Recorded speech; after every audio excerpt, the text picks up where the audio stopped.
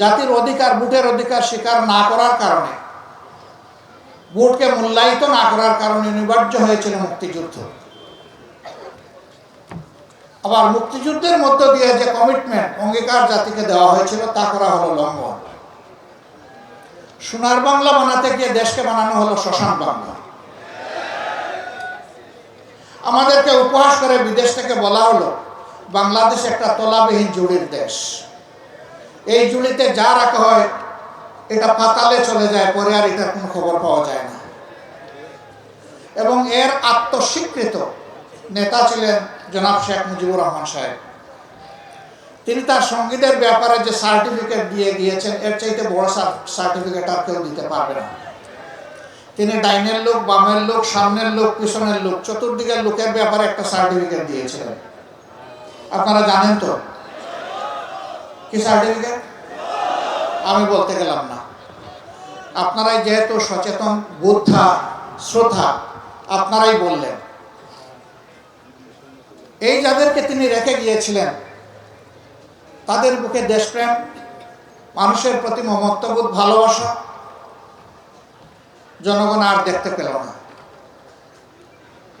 তারা অনেক বড় বড় বুলিয়া উড়াইয়া বিশেষ একটা বোঝাপড়ার মধ্য দিয়ে 2009 সালের 10 জানুয়ারি ক্ষমতায় এসেছিল, অথবা 7 জানুয়ারি হবে, আমি একটু কনফিউজড আছি এখানে। তারা ক্ষমতায় আসার পরে কি শুরু করলেন? তারা ক্ষমতায় আসার আগে যা জানান দিয়েছিলেন তাই শুরু করলেন।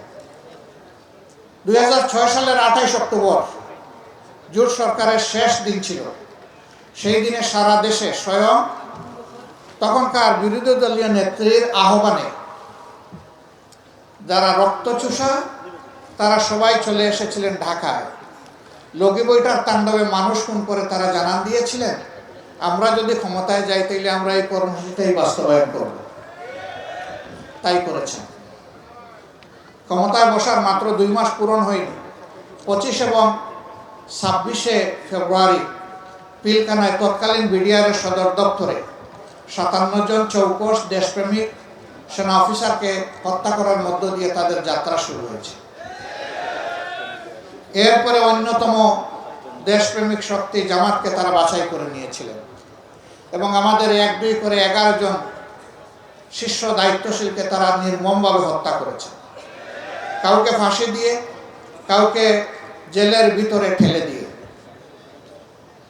শেষ পর্যন্ত একজন মানুষ যিনি কোরআনের ভাষ্যকার, দল মতে রুদ্ধে উঠে যাকে মানুষ বড়ই ভালোবাসত শুধু কোরআনের কারণে, আল্লামা দেলোয়ার হোসেন সাঈদী, তারও জীবনটা কিভাবে শেষ পর্যন্ত গেল তার রহস্য একদিন বের হবে ইনশাআল্লাহ।